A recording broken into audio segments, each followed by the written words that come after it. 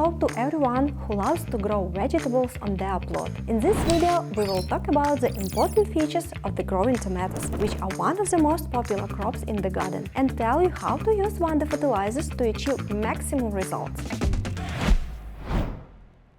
Light and temperature. Tomatoes are a light-loving crop. For good growth and fruit ripening, they need at least 6-8 hours of sunlight daily. Their temperature should be between 20 and 25 degrees Celsius.